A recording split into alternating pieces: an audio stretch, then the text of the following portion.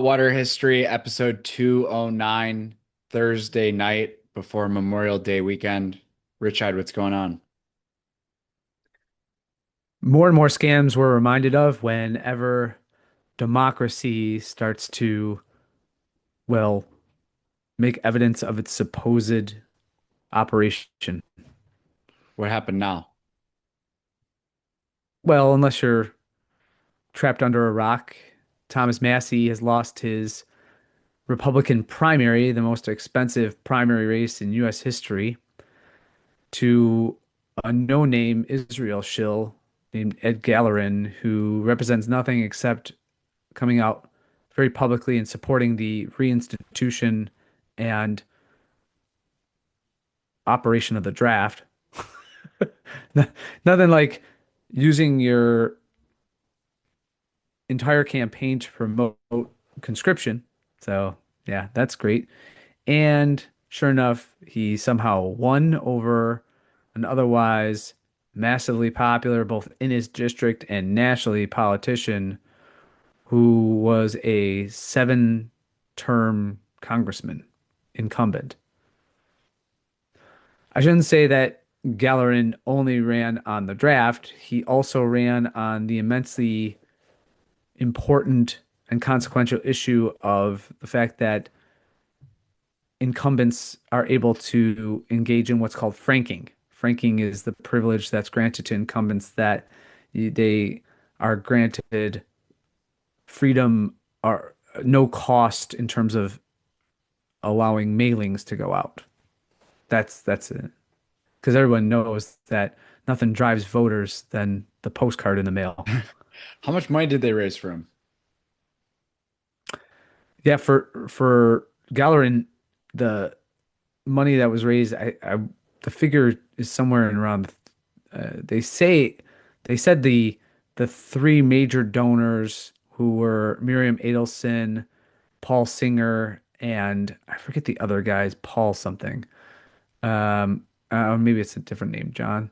But anyway, just three Jewish billionaires that they alone raised 2.5 million for the cause, and then the entire race cost 13.5 million. Wow, Yes, for a primary. right. And well, let's just get to the nuts and bolts of it. There's no possible way, even just in pure electoral outcomes, that this guy won. I mean, the election itself was rigged by the money poured in, but also I mean, in the district itself, Massey lost by around uh 10,200 votes, and there were something like 10,300 write-ins. And they overwhelmingly went for Gallerin. I mean, this is just a repeat of the 2020 debacle where you had these enormous election anomalies that were never explained, nor were they investigated because the courts didn't have standing or some other weird uh, excuse through the existing jurisprudence at the time surrounding elections. Uh, I if I would hope that Massey at least requires a recount so that some of the fraudulent votes are re-examined just to see what's going on. He has the right to do so for the next 30 days, according to Kentucky law. So, although I don't even know if Kentucky law applies here because it's a federal election, but in other words, in any case, I should say he has the ability to require and call for a recount. And um, I guess Kentucky law would apply because the election is in Kentucky. Anyway, so that's interesting. Also, so according to and relative to his previous primary that was in 2024, Massey increased his turnout by 19%. Now, you'd have to go back a while, and I don't even know if there is a precedent for this, wherein an incumbent congressman increased his vote totals by 19% in a primary and lost the actual primary. I mean, think about the oddity of that. Whereas Galerin supposedly was such a magnetic and powerful popular force that he increased the opposition output by 357%. So that's something. It also should be noted too that a lot of the talk surrounding and the analysis of the election so far has been, and Tucker did a great breakdown of this on his podcast and show, but it's really amazing to think that voters, I think voters under the age of 24, and then they broke, so they broke for Massey 3-1, Wow. right? In fact, over that, some polls suggest it was 80-20 for Massey. But the boomers broke 65-35, and they were such an overwhelming portion of the electorate. Now the question is the fourth district of Kentucky that overwhelmingly old? Uh, and is the proportion, as in most elections, even especially primaries, is the proportion of voting boomers to voting millennials and Gen Zers so enormous as to overcome those differentials, those percentages? So I wonder. In other words, how many of those write-in votes were signed dead people from Kentucky, or what have you, and they were just ascribed to the boomers coming out to vote for a an Israel shill.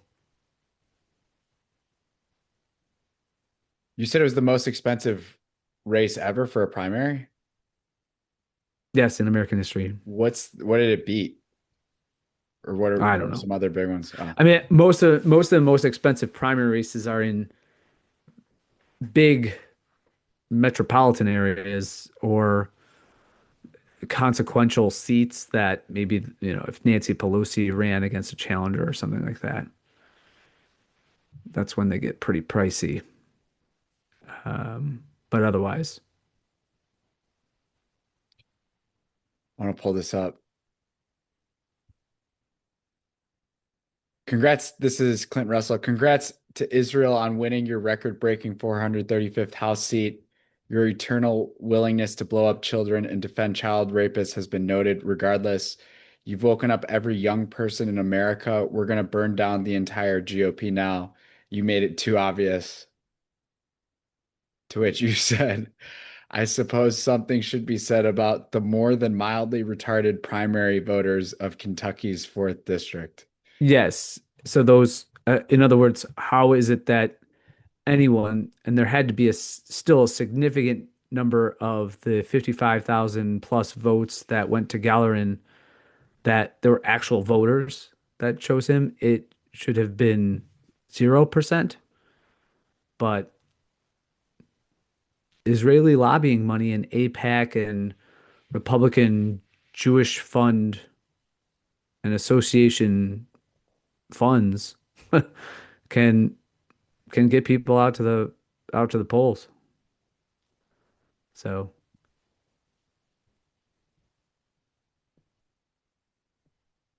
no matter how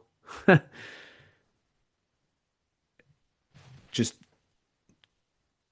empty, or I mean the Gallerin guy has very few qualifications. This is a guy that, and a lot of influencers have noted. I think it's Tiffany Chiani who's really good at this.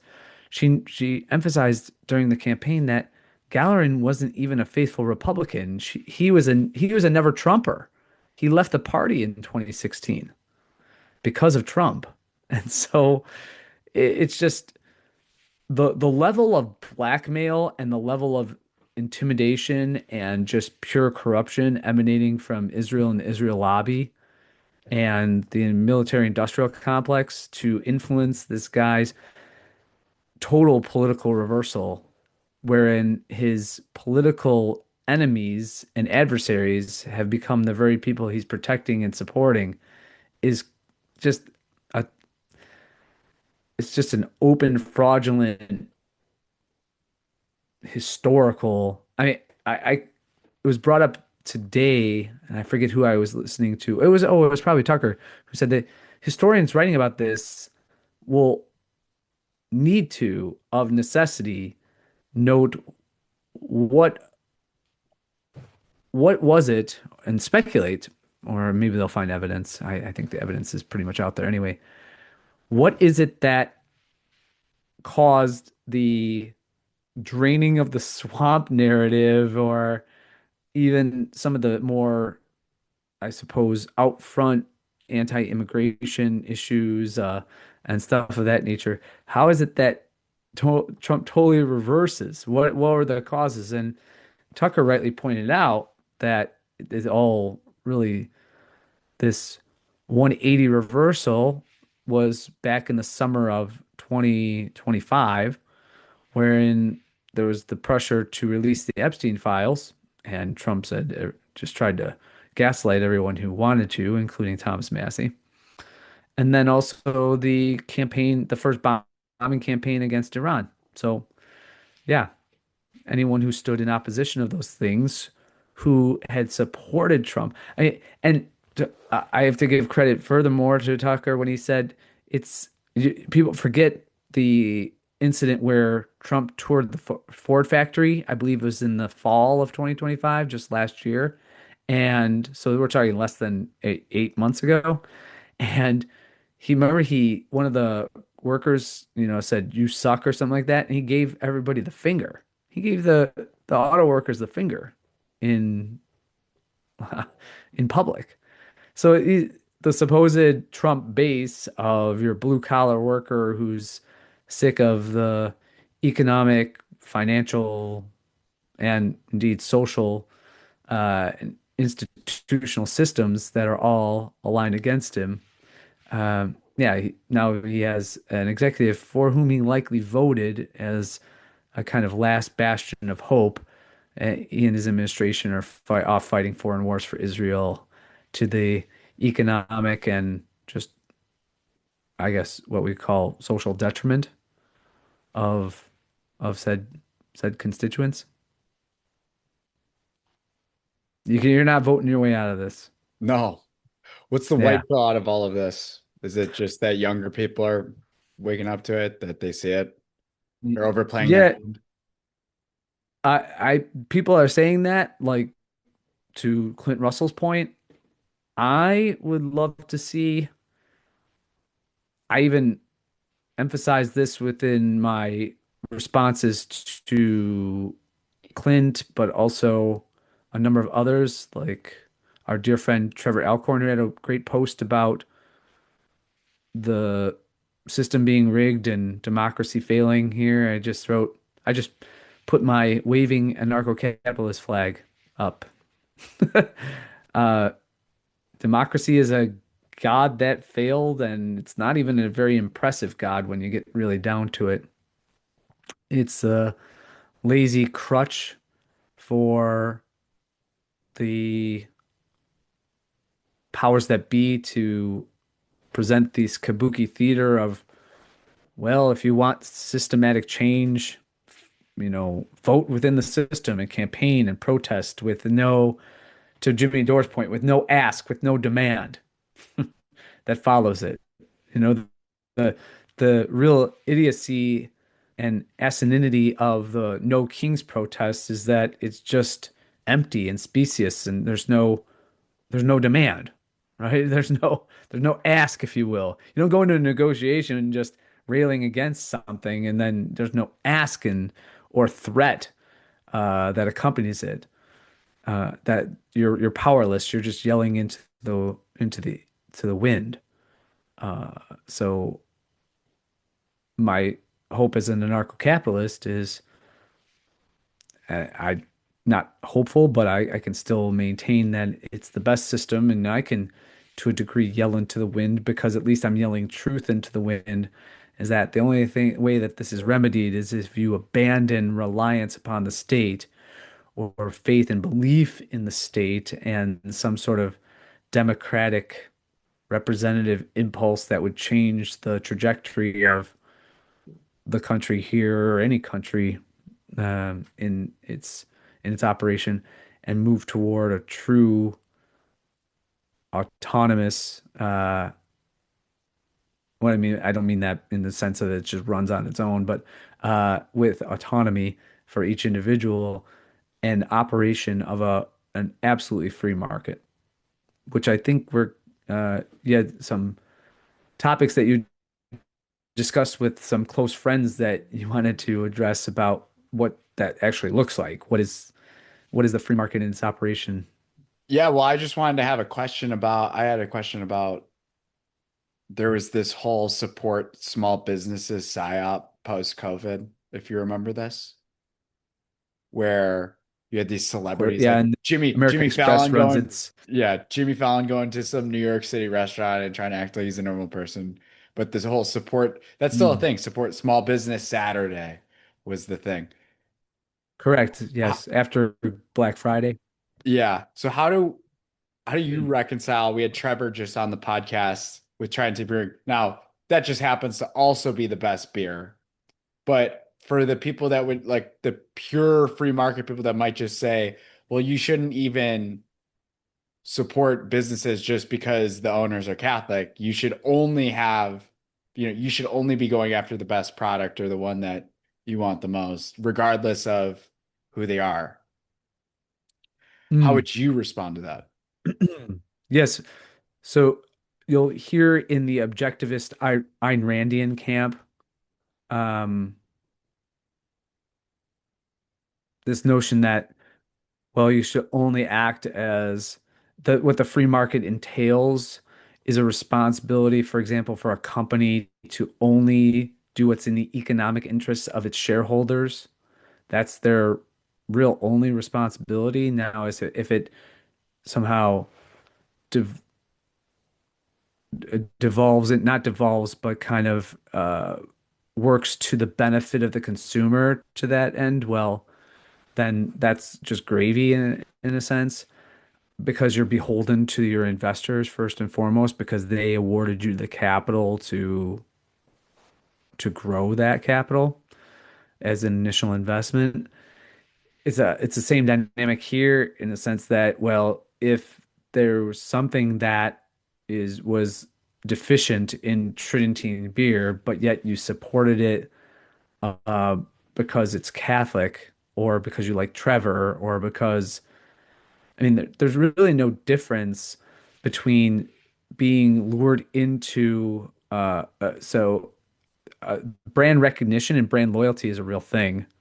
Companies expend a lot of energy and advertising and effort to create brand loyalty, and there's a reason for that. And the reason being is that one, brands, there's the satisfaction of expectation. So one of the greatest appeals of a McDonald's is not that it's the greatest burger in the world that you're ever going to have, but you know that essentially if you go to a McDonald's in Rome, Italy, and you go to a McDonald's in Rome, Georgia, you're going to get a very similar product. Not identical, but a very similar product. The menus might be a little bit different. They're going to be in different language, but the similar product, the expectation is satisfied. So, what I'm getting at is that the true operation of the free market, and this is something that Mises has harped on in Human Action, is simply, again, the acknowledgement that the individual economic agent is best equipped, and thanks to proximate subsidiarity, knows his desires the most. So when you make a, so this is the same argument that uh, is rejected on the objectivist side by the Misesian Austrian school, namely that value isn't simply a material satisfaction. we in the operation, and again, this is where praxeology comes in, because what the Austrians said and emphasized on in every thought experiment and in every investigation of human action is that people will act in ways that seem materially contrary to their interests. They will give to charity. They will engage in activities that are against their own bodily health or well-term financial well-being. The reason is that they're not sadomasochists. We can rule that out. The reason is because they find that the whatever the valuation that to which they assign, this is what's beautiful about exchange and preferential uh, demonstrated preference. The value that they hold in the dollar or gold or Bitcoin or whatever unit that they have could be a bushel of wheat for that matter if you're a farmer. When they make an exchange for some other good or service, they're obviously saying, look, I value this thing that I'm getting in return more than what I'm giving up. And so if you buy something just because it's Catholic, that's fine. If you buy something because it's Jewish, that's fine. That's in your operation, okay? And in your volition, in your agency. And you're just assigning a unit of value that's greater than the thing you're surrendering. So that's why the exchange is made, and that's perfectly okay. It's the same thing. For example, when we talk about the miracle of the market in its providing for various levels of luxury versus utility versus just aesthetics. Think about how much is spent to make a building attractive, Right. form over function. You see, it's not it's not coincidental in the kind of happenstance sense of that, but it is coincidental in that it always happens that it's in the most free market capitalist countries where the market responds to consumer demand that you have the most ornate and beautiful form related architectural structures. Whereas in communism, where everything is about supposed utility and efficiency, by the way, what does that mean outside of the price system? But okay, uh, that you have the square concrete blocks, brutalist architecture that would be otherwise seen as, and well, as universally seen as ugly. The excuse, even among the communist countries of the Eastern Bloc, was that, well, at least it worked good, for whatever purpose it was, usually a governmental bureaucratic function, but at least it does work. And of course, it never did really work. It would crumble at a greater rate because of the incentive structure and the like, and the materials being used being poor from the foundation as you matriculated up the structure of production. So anyway, that's the answer. Value what you want and let them allow the market to determine. And that's why we have beautiful things. That's why there is charity. That's why there is altruistic expenditure. Awesome. Thank you. Good answer. Mm, thanks.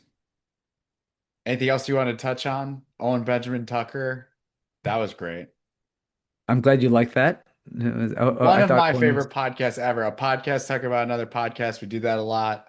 sure. But Owen Benjamin on Tucker, one of those, I can't believe he's on Tucker. Yes. And killed it. Yes. Because and he killed it because not only did Tucker laugh and sometimes hysterically when Owen would bring up points, but he also acknowledged, as I think ought to be acknowledged, is that Owen Benjamin is one of the most brilliant men around and was one of the it is one of the shining stars in terms of intellects that have graced his that is to say Tucker's podcast studio. That was a true white pill. He was so good on the poison of despair, Yeah, oh, how very, yeah. poisonous despair is. He's Hmm. nails on that. And I thought it was a great episode. Yeah, Think he was put on Earth to make people laugh, but I think he didn't even have to do as much. I mean, he's obviously joking around a lot of the time, but just the hope that he instilled through his stories was I found very inspiring. right. And the satisfaction, I thought there was even a message for us, if I could be so bold as to I think so say, too.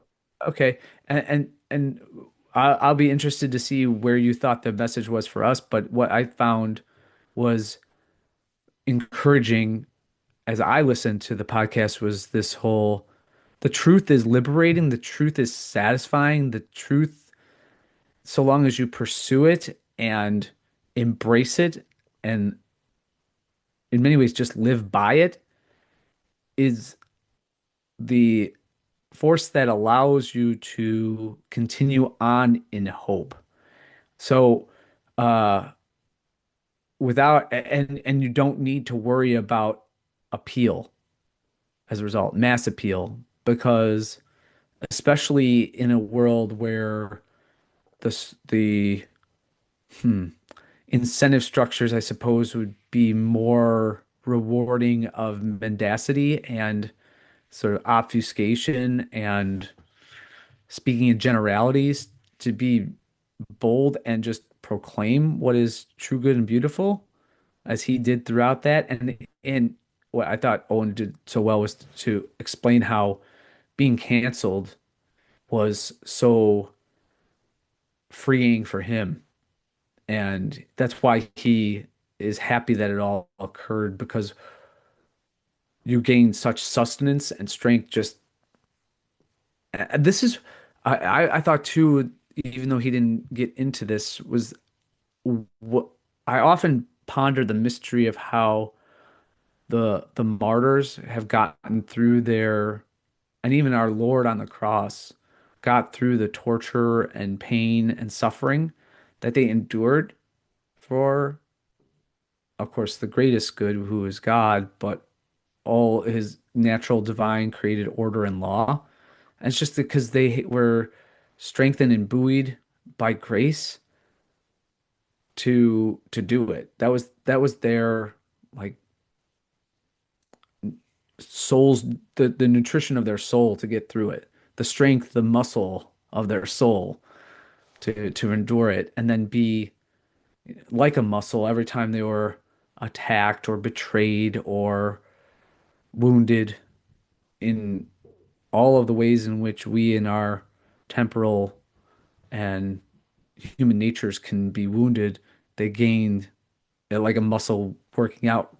It's kind of like their grace and their fervor for God was fortified. And so it doesn't really matter who witnesses that, Right. because we have a divine witness who sees and rewards. Like Jesus says, your Father who is in heaven sees. Yeah. Can you tell me what you found that there was a message A for little bit us? of that and then the money. I just like when he's the money part for me was I needed to hear when he's just talking about dollars, Mm. how it's just it's just currency. Mhm. Who cares if you have more Medium of exchange, yeah. who cares if you have more dollars, right? And then just the trap that all is. Hmm. And I think the overall message of hope and despair, I think sometimes it may see it may seem like we're or maybe we just are, it might not even may seem the overall positive outlook and that at the end of all of this it works out for us. Hmm. Yeah. That continued hope. I needed to hear it at the time. I'll say that. Yes, true. Especially when when things seem so against you and yet and out of your control.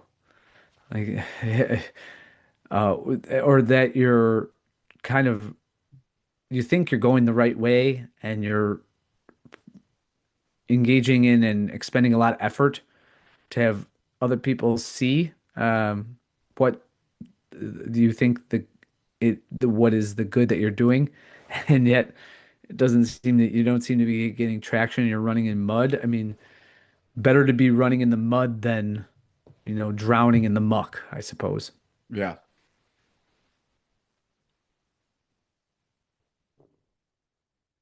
Anything else?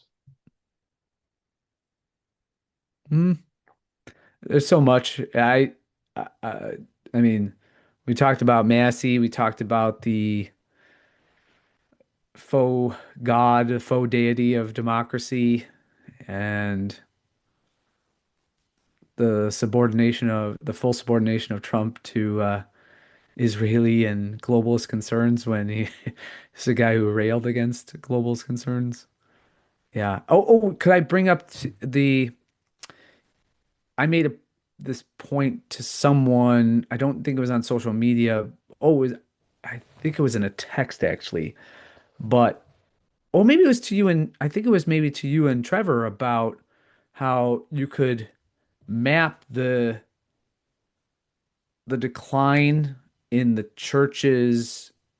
integrity of the church's message and the by and large abandonment of the Commission and the depletion of the church's confidence, especially after the Second Vatican Council, by design to preach boldly and with certainty the gospel and to convert and save souls with the the proportionate abandonment of principles that were seen as not just inherent to Western civilization, but fruitful for what constitutes good and virtuous human living.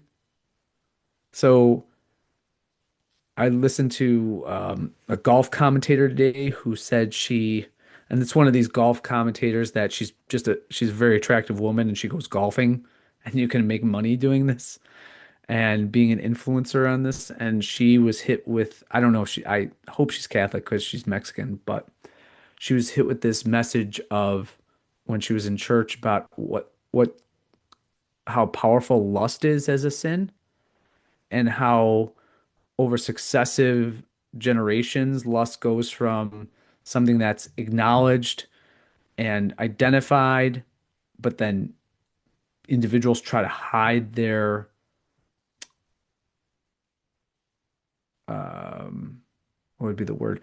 They're giving into their sins to then the sins are celebrated to, today and to the point where today it's like, well, if you believe that there's such a thing as lust, then you're suffering from a guilt or shame complex, or it's really just your inability to satisfy or find someone to satisfy your lustful intent. I mean, what a real demonic play that is Right. to make to make the idea of chastity and purity or purity of heart and virtuous action in um, chastity some sort of weird condition. I, I mean, that's a real demonic play. Yeah. I don't think you texted me that. Oh, okay. No, I added on with the golf influencer, but Right. I thought it was just appropriate Yeah. and convenient to mention or fitting, timely. Do you want to talk about a town that loves their democracy? They sure, they really do. That is a god that's always worshipped and never seems to fail Oak Parkers. Meanwhile in Oak Park. Go to your gay suburb now. Here it is, the people segment. Meanwhile, in Oak Park, brought to you by Trinity Brewing, we've got one that we're not. Oh, I gave it Oh, away. I gave it you gave it away. away. I gave it away. But there's Ah, there's a couple of these, a uh, couple of these that are timely. I'm not going to okay. read this whole thing. River Forest likely to restrict gas-powered leaf blowers. So we've talked way too much about leaf blowers over the last few years. At Oak Park, in River Forest, we've got a 5-year phase in plan for new limits. And if we've talked about leaf blowers way too much in an inordinate fashion, think about how disordered the Right. We're amount just of times reading the Oak articles. Park We're just and River we're just Forest. the ones Yeah, reading right. the articles. And we've spent way too much time We're on this. just surveying we're just surveying the periodicals of Oak Park and River Forest. They're the ones that are engaged in the debate, the public debate, and then writing it down in their journals. Wow. They always throw this disclaimer in here. According to USA Today, more than 200 cities, counties, and local jurisdictions in several states have either banned the use of gas-powered leaf blowers, passed restrictions on their use, or provided incentives to consumers, which are all three completely different things right there. Those are all Yeah. the Yeah. ban of leaf blowers and then incentivizing consumers is totally different. Yeah, there's no qualitative difference in that point or paragraph that's made than someone saying that in 10,000 cities across the United States, there have been people that have been annoyed by leaf blowers. Right. And also passing a restriction on their use, that could just be something as simple as the time of day that they're allowed to use them. Correct. Or that you can't use it to kill waterfowl or something like that. Right? Yeah. Yeah. So I'm not really gonna read all this because Thank you. we've got we got other two more opinion pieces, but we've covered this before as well, the oak parkification of River Forest. Oh, yeah. That's a real Right. thing. Yeah. Imagine being Anyways, imagine being the second city to Oak Park and watching its ruinous self-depleting behavior and say, "Oh, we got to get some of that." letters to the editor, How Democracy Works by the Jewish Community and Friends for Democracy. The Jewish community, they all came together at synagogue and said, "We have to write something."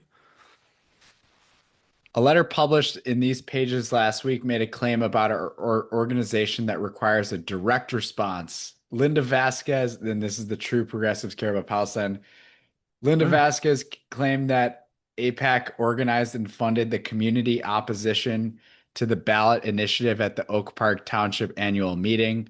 This claim is false. We are stunned that Wednesday Journal would choose to publish disinformation on its opinion pages. It Well, does it. It they're does it just every. Does reporting it what every the woman week. said, It aren't they? does on the opinion page. They do that every week. Yeah, is that right? That is the actual modus operandi of the pigeon page. Jewish Community and Friends for Democracy, JC and F4D, for those that wanted that abbreviated, is a grassroots organization of Jewish families and their allies in Oak Park, River Forest, and surrounding communities, founded in 2025. We have no affiliation with AIPAC. We receive no funding from AIPAC. Our We sure budget would like is to. our budget is $0. Yeah. AIPAC played no role in organizing our effort. Our organization is made up of volunteers. We are neighbors, parents, and community members who read about this ballot initiative and decided on our own to organize a response. The suggestion otherwise is not a difference of opinion. It is a fabrication, and it draws on a familiar and ugly trope that the action of the Jewish community and its allies must be the work of shadowy outside forces pulling the strings. This is it's so funny because this is exactly what's been done forever by the, let's say, the powerful Jewish community and organizations. They won't address the actual topic, but this woman makes a statement about APAC funding it, which is who cares whether APAC funded it or not? or some other Jewish entity or interest. The point is that her argument is that this initiative or whatever, well, it was an initiative to what? Like not allow Oak Park. I remember the initiative was to say that uh, boycott, divestment, Yeah. and sanction Uh-huh. is not going to be allowed or is going to be allowed by Oak Park. Like it could be pursued, right? Right. So is the point? Does it matter if the funds or whatever it was, the protests were initiated through the auspices of APEC or some other what if it was the Anti-Defamation League? It's still a Jewish thing. So again, they hone in on these inconsequential uh, assumptions that people make that are not ungrounded. They're suppositions based by evidence. And then when they turn out to be, well, then that is the sign that everyone's a rabid anti-Semite. It happens all the time. The marginal issues are made central, and the central issues are never brought up because they're the the central issues for which the Jewish community, at least the Zionists among them, advocate are reprehensible and support genocide and racial supremacy on the part of or Jewish supremacy.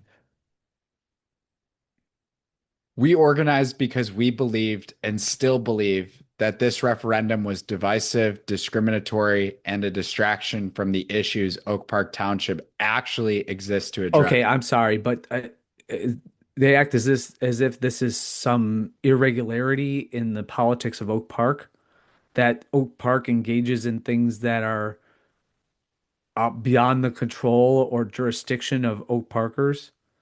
I mean, this is the same. These are the same people I'm sure were the ones who were saying, well, when Oak Park wanted to divest of any company that was not or wanted to get engaged in, let's just say, Black Lives Matter things, well, or fund the Black Lives Matter organization or something like that, or organizations that um, they should remain uninvolved. Come on, they nationalize everything. Illinois' 2015 anti-BDS law governs foreign institutional pension investment decisions based by the state's pension board. It does not restrict any individual's right to boycott, protest, or speak. Every Illinoisan already has the right to boycott Israel or any other country. Placing a misleading advisory referendum on Oak Park's local ballot was not a free speech act. It was a pressure campaign aimed at Senate President Don Harmon, using our community as a political tool. We thought Oak Park deserved better, and 70% of our neighbors agreed. A community newspaper has a responsibility to its readers. Publishing opinion pieces that contain disinformation and anti-Semitic tropes without so much as a note that the central claim is unverified does not serve that responsibility. We would ask Wednesday Journal to apply the same scrutiny to claims made about the Jewish community that it would apply to claims made about any other community in Oak Park. Oh, of course. JCNF4D was founded to build a stronger, more engaged Jewish community presence in Oak Park and River Forest, not just to show up when something feels threatening, but to be in relationship with our broader community all the time. We welcome good faith dialogue about the issues that matter to Oak Park. We will not, however, allow false claims about who we are and who funds us to go unanswered. Yeah. Letters to the editor. In addition to local Jewish history by Rabbi Yitzchak and Nechama Dinah Bergstein. I tell you, they have such attractive names. This is short. Thank you to John Duffy for the article on the history of the Jewish community in Oak Park and River Forest. To continue the history, Chabad of Oak Park River Forest arrived in 2007 and began its programs and services to serve the local Jewish community. And make sure the Goyim get nothing. In 2023, it purchased its new center on South Boulevard in Oak Park to expand and grow their mission of serving all Jews in Oak Park River Forest and surrounding communities, regardless of affiliation or observance. And this is it. Yeah.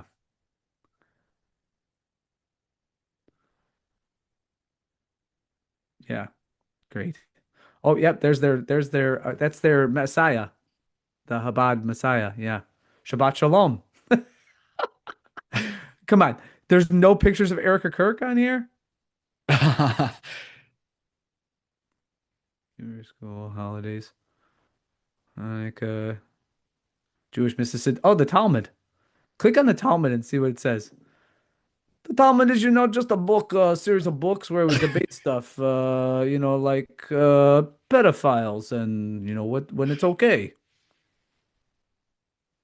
Yeah. Oh, they have the Mishnah there. Oh, wow. Yeah. Click on what is the Talmud? Let's see what it says. What is the Talmud? No, down, down, down, down, down, down, down. We're in the yellow, in the center. I am not seeing it No, at it says all. what? Okay, page up a little bit, and then right I in the got middle. it. There you Got go. it. I'm an idiot. What is the That's Talmud?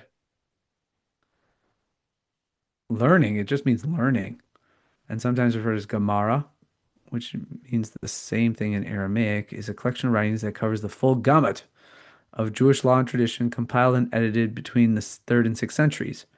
Written in a mixture of Hebrew and Aramaic, it records the teaching and discussion of the great academies of the Holy Land in Babylonia, excuse me, with 2,711 densely packed pages and countless commentaries. Learning Talmud is the occupation of a lifetime. Yeah, get through it. You got to understand that Mary was a whore and was raped by a Roman soldier, and then that was the offspring was Jesus, and then of course Christ and the Virgin are, burning in feces in hell. Yeah, that's great. Huh? Well, they can't say the word the name of God, so they put G dash D. There you go. Oh, I'll tell you. Yeah,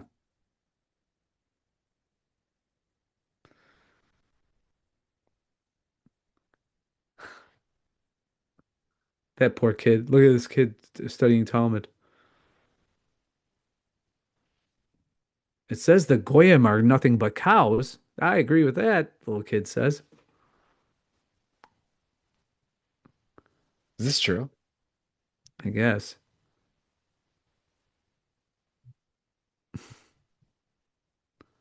People learn the Talmud by heart. Imagine that. Imagine,